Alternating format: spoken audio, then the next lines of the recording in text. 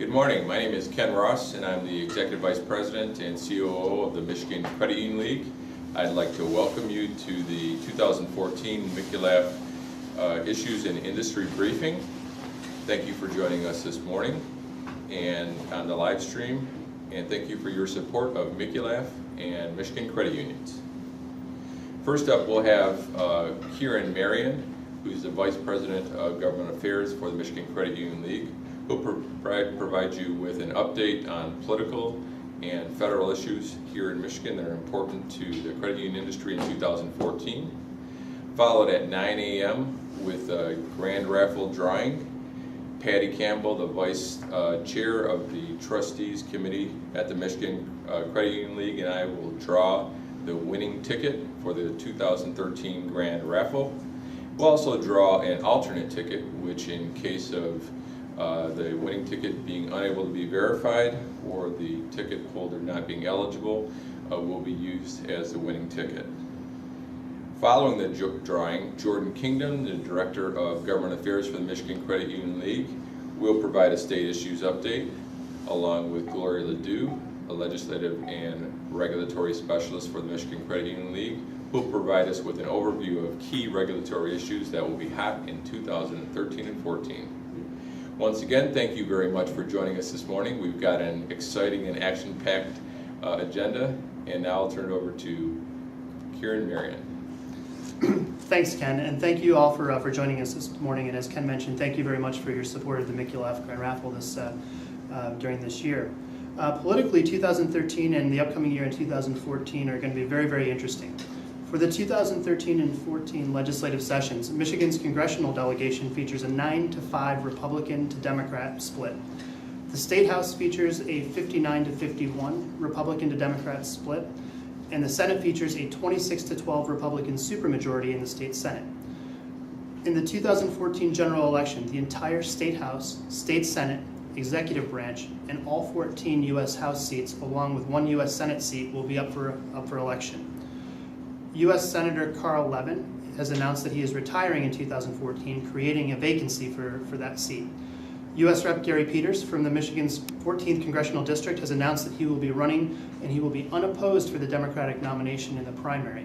So look for him in the general election on the Democratic side. On the Republican side, former Republican Secretary of State Terry Lynn Land from the Grand Rapids area has announced her candidacy.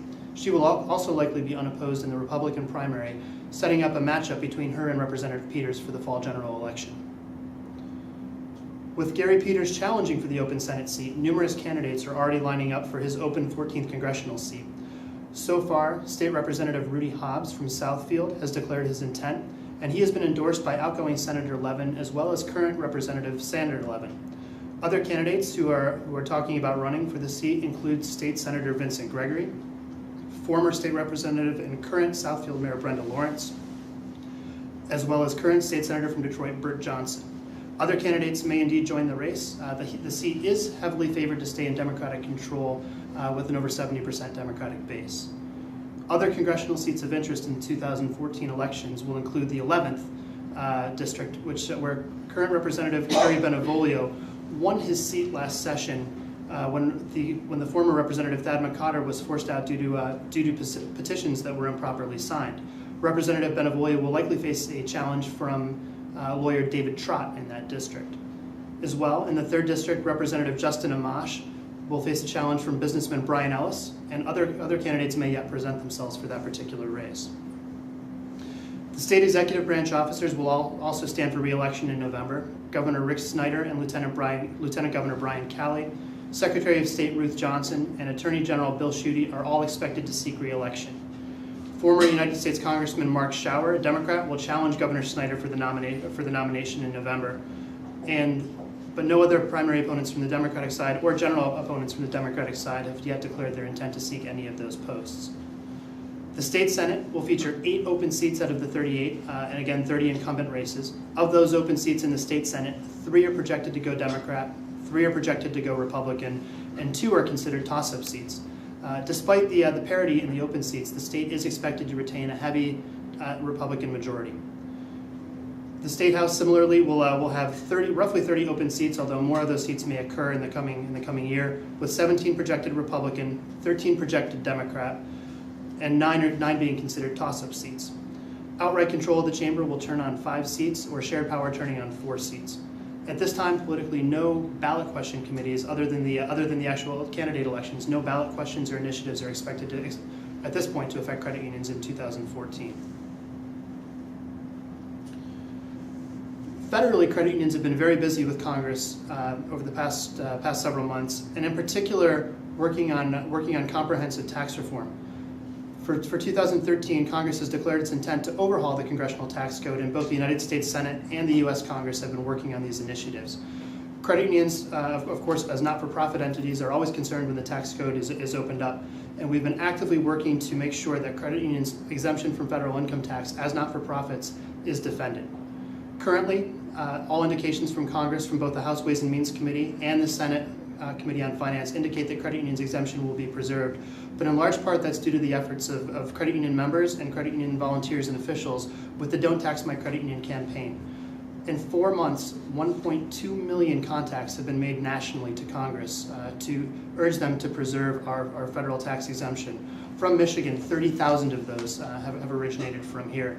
So if you can picture 16 congressional offices, including the House and the Senate, getting hit with 30,000 contacts, that's a very big number, and it's made a very big impact. So thank you very much for your efforts on behalf of your credit union and on behalf of the credit union industry here in Michigan. Regulatory relief for credit unions is also high on the list of issues that we've been working with both our federal regulators and with Congress. A number of individual initiatives have been introduced, including the legislation to create parity and fairness in the examination process for financial institutions, working on eliminating redundant requirements for privacy notices, and several targeted regulatory relief bills such as the Clear Relief Act, the Consumer Mortgage Choice Act, the Regulatory Relief Act for credit unions, and most recently a series of legislation designed to reform the Consumer Financial Protection Bureau have been introduced and have been considered by Congress. Both CUNA and the MCUL expect a comprehensive, roughly 35-point piece of regulatory relief to be introduced in Congress before the end of the year. Other hot topics for credit unions include GSC reform, government-sponsored enterprise reform. Competing legislation has been introduced in both the United States House and the United States Senate. Priorities for credit unions on this particular area include preservation of the 30-year fixed mortgage, as well as guaranteed access to the secondary market in order to preserve credit unions' ability to make low-cost and functional mortgage loans for our members. Additionally, the Michigan Credit Union League continues to pursue legislation to better enable member business lending, to expand the caps and limits on credit union member business lending to provide better service to our members, and continue to pursue measures to allow for supplemental capital through our regulator, the National Credit Union Administration. Coming onto the horizon now, legislation has been introduced regarding prize-linked savings. Michigan and the credit union industry in particular have been a leader in this space, both in Michigan and nationally. And legislation has been introduced to create parity across the board for financial institutions, allowing all to participate in prize-linked savings programs. So the Michigan Credit Union League will be engaging on this legislation in the coming months. As we are drawing closer to 9 o'clock, preparing to turn over back to Ken Ross and to Patty Campbell to do our 2013 Grand Raffle drawing. Thanks, Karen. And now I'll call over Patty Campbell, and we will proceed to the drawing.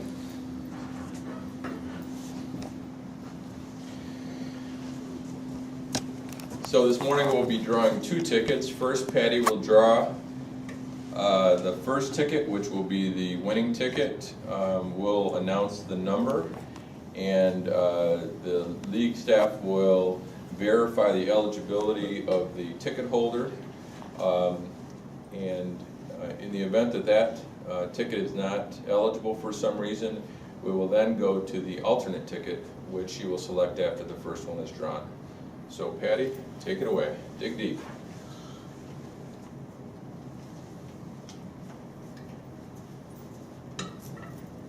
And the winning ticket is 46398, and it was sold by Delta County Credit Union. That's 46398, Delta County Credit Union. Thank you, Patty.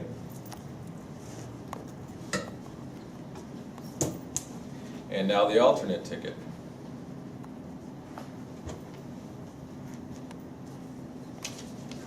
All right, the alternate ticket was sold by MSU Credit Union. All right, now we're going to seal the alternate ticket in this envelope, and we will sign the back of the envelope to verify that it's been sealed.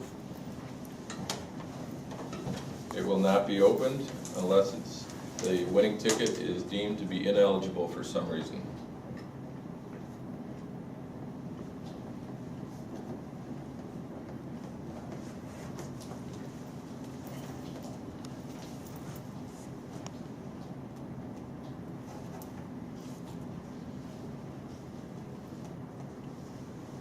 All right, there's our alternate ticket.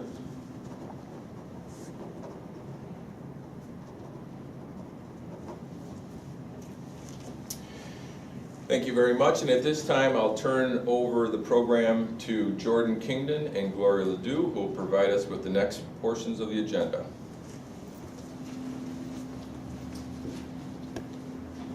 All right, thank you, Ken and Patty.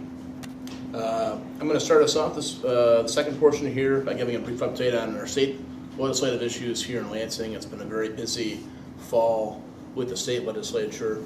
One of the issues we've been working on here for credit unions has been Htm restrictions. Legislation was introduced earlier this year by Senator Rick Jones to restrict bridge card use for cash assistance at certain types of ATMs throughout the state. In particular, those ATMs that are placed in adult entertainment facilities as well as liquor stores. Now those food retail stores that sell all four of the major food groups have been exempted from legislation, and as far as credit unions are concerned, we have confirmed with co-op services that they will be able to assist credit unions with compliance once the bills are enacted. These are likely to move through the entire legislature this year. They have moved through the Senate and are currently in the House as it stands. The next issue, electronic vehicle titling. Currently, credit unions in several areas across the state have experienced fraud related to title washing. In particular, Grand Rapids, the Grand Rapids region has experienced several high dollar amount incidences of title fraud. And so Michigan's paper-based system is very outdated, and the current title holding system are kind of helping to contribute to the problem.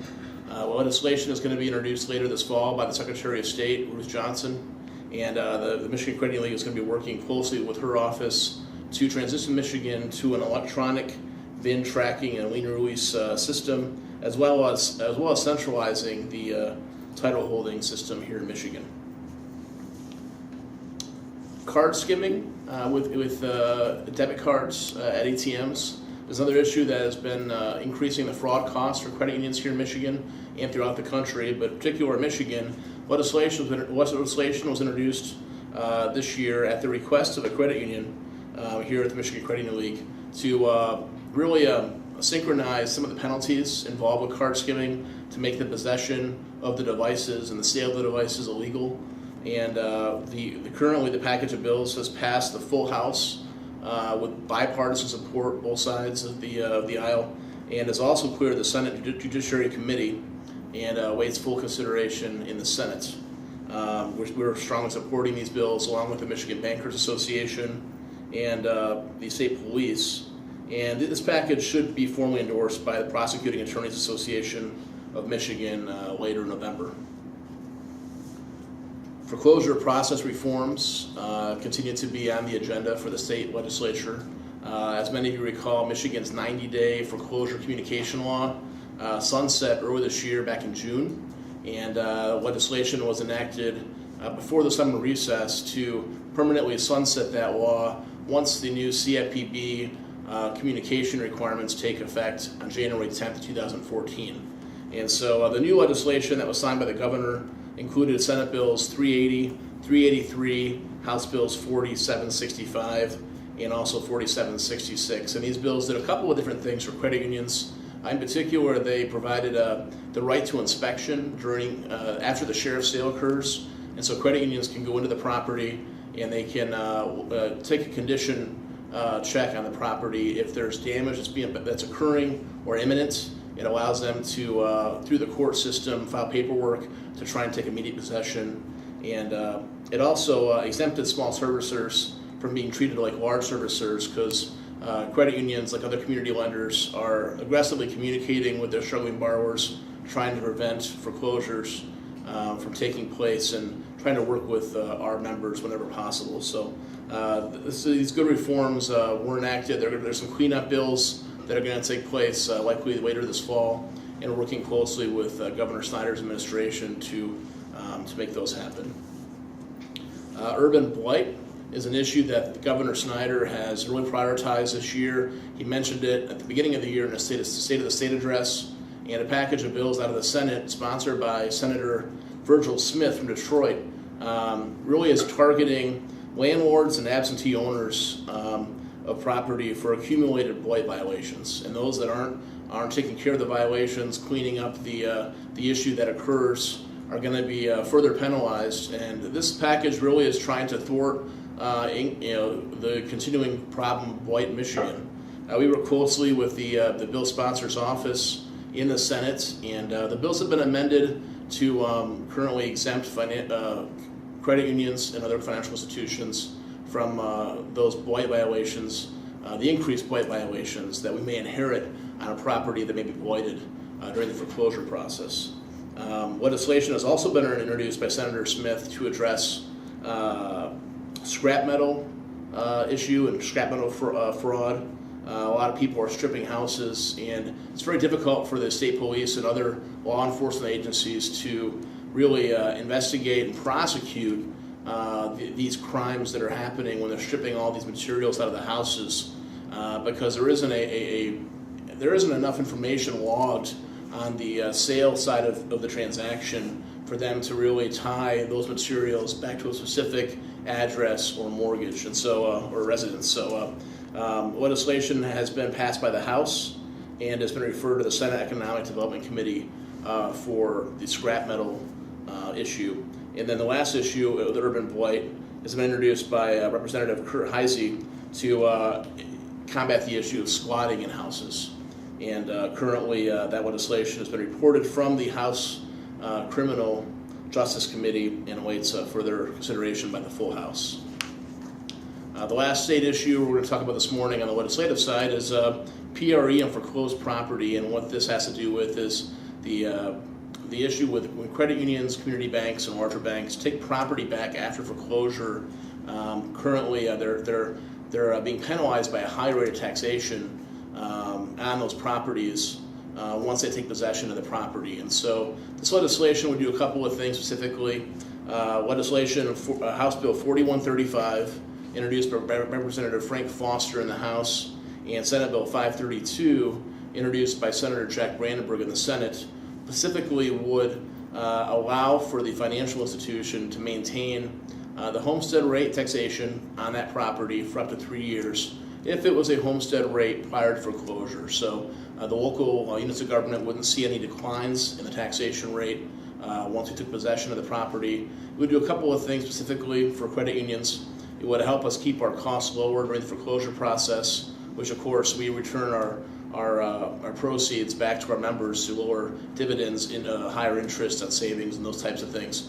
It would also benefit prospective home buyers, because currently for all those loans that are backed by a government guarantee of some sort, usually the taxes are escrowed into an account, and they base that escrow amount on the taxation that's currently being held on the property. And so if we're paying a higher taxation rate on the property, that higher amount has to be qualified for by the prospective buyer.